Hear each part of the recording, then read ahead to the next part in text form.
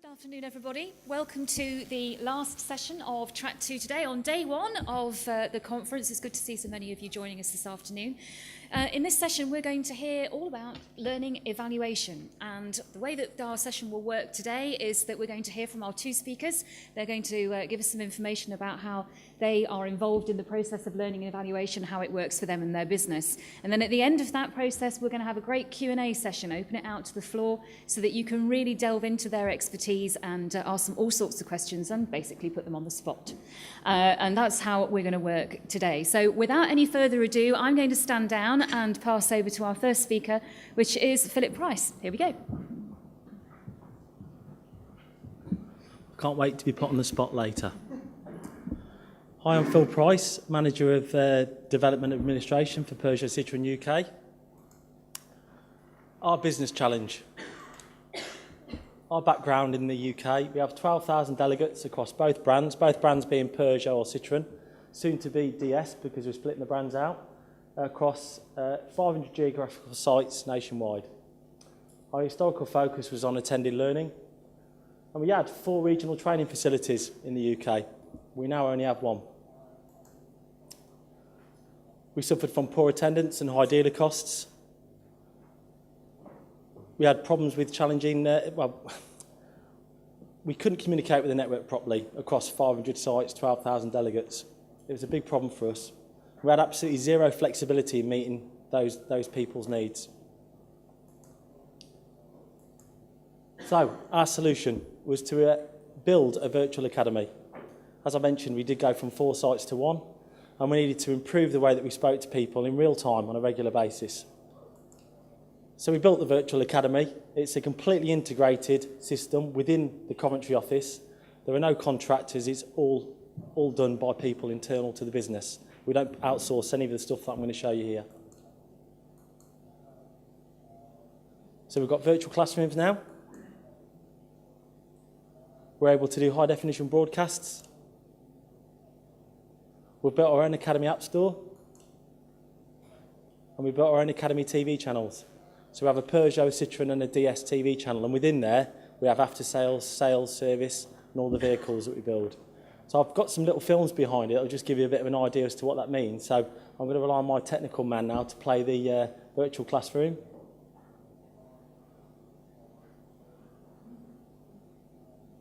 So this is our virtual classroom delivery system. My name is Anna Hodgkins and I'm going to facilitate the training today.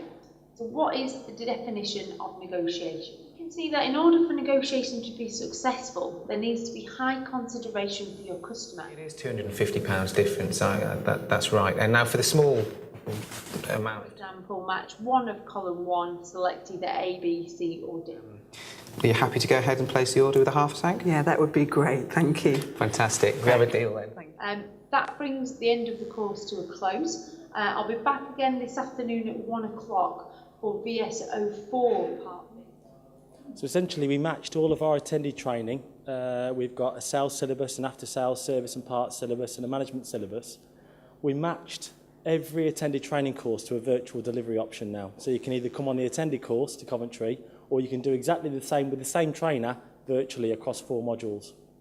So you've got an option to do either or. And the thing about that is it's the same trainer. We don't have a virtual delivery team and an attended team, so it's one of the same person. Then we moved to, okay, how can we regularly discuss or change or speak to the network about a change in policy or contract? And we moved into high definition broadcasts using the same capability.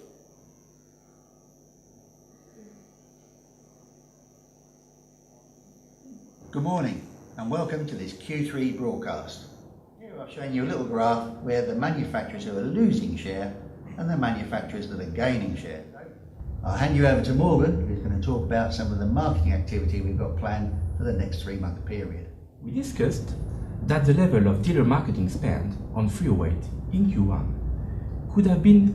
In summary, Morgan and I are very confident that we've delivered to you a great Q3 campaign. I wish you good luck. I hope you've enjoyed this new style of introducing the campaign to you.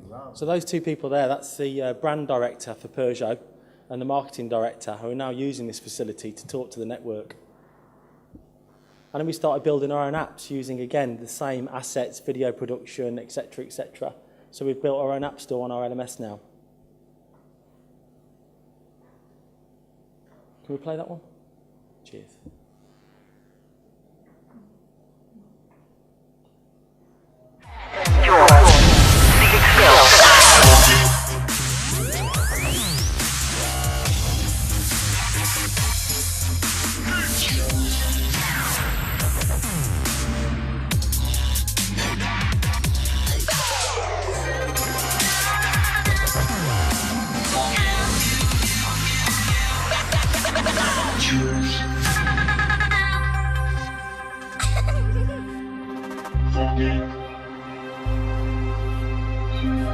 You're here.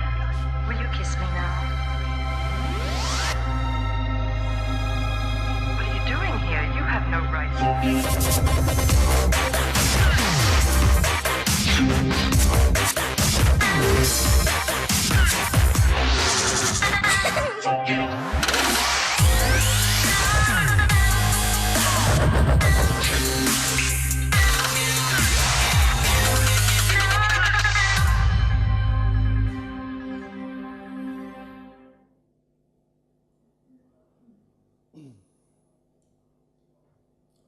And then we moved to Academy TV, which are the TV channels that I mentioned prior. Hello and welcome to this Sales Manager pre-launch briefing for the new Citroen C4 Cactus. At the side of the Cactus is when we can really appreciate what gives it that wow factor. Stunningly different in design, but as you'll see, incredibly practical. The panoramic sunroof features a state-of-the-art coating which offers UV protection that is equivalent to Category 4 sunglasses. And is a massive taste of what's to come. It offers more of everything than ever before. So essentially that's how we were trying to tackle the fact that we'd moved from 4 regional training sites costing us quite a lot of money down to 1. We had to speak to people in a completely different way.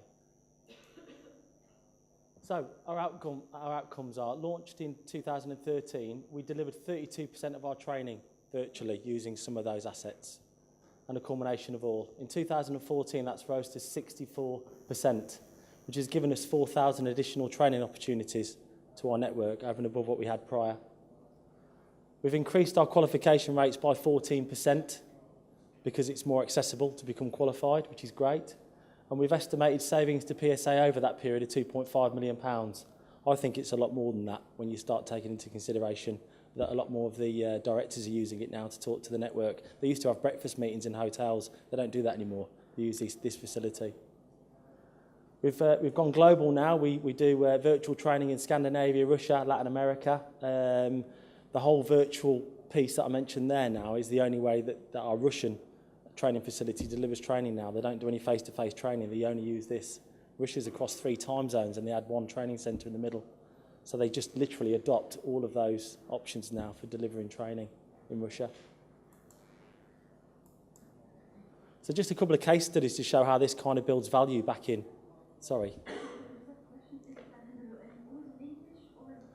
Well, interestingly enough, the virtual academy, you just go in and translate the interface into whatever language you want. So we train the trainers, and they translate it, and then it works. And the video of the Cactus on the Academy TV, we're working with Germany now. They're taking our English scripts and they're translating it into German, and we're overlapping it over the film, and they've got their own German TV channels now with our video. Yes. But the majority of the work's done. It's just a question of translation. And then Adobe Connect, which is the virtual classroom, is dead easy to change the language. So, some case studies. We launched a new C4 Grand Picasso to consultant technicians. It was a 4-day classroom-based course, which came from France. We looked at it and said, actually, we think we can half that. So we delivered 4 of those courses virtually, which allowed us to reduce the actual classroom-based attendance down to 2 days. Which basically meant the business could back that return in time back into making money.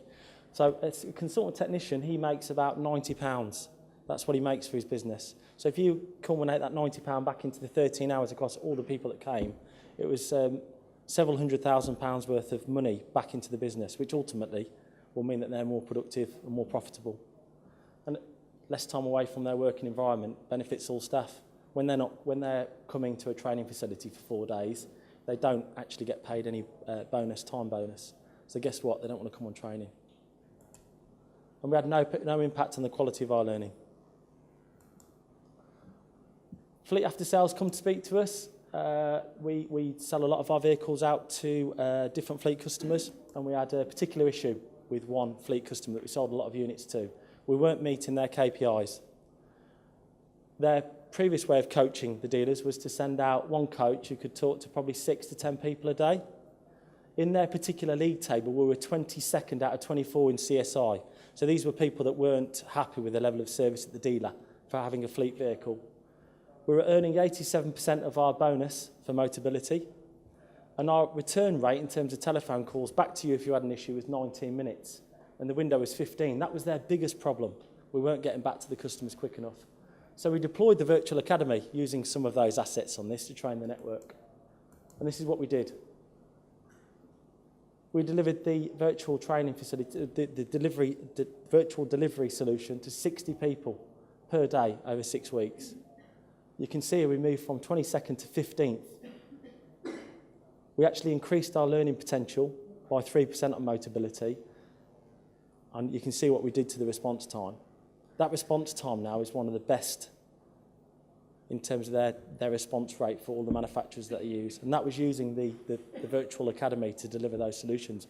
This now has moved from just a campaign-led approach to actually being part of the syllabus for that group of people on a daily basis, because it's improved that level of business so much. So the future for us, we're working on a serious game now. We're going to build a virtual dealership. We're going to rely on all of those assets that have previously been built by us to power a large amount of that. We're going to move our virtual syllabus so we're 100% cover everything virtually. So we've just got to cover off a few things for management, and we will be 100% virtually compliant in terms of attended in virtual. We're going to only run our product and technical launches virtually to try and save that money. And we're also moving into recruitment with our LMS, where we're going to actually build a virtual assessment centre. So we're going to assess people into our brands virtually using that technology, which will save us a rake of money and allow us to put quite a lot of people through into our recruitment area. We have a 40% turnover issue in motor manufacturing, it's not just down to us, it's across the board. So our virtual assessment centre, using that facility, will allow us to save money and try and recruit better, quicker. And that's it for me. Thank you.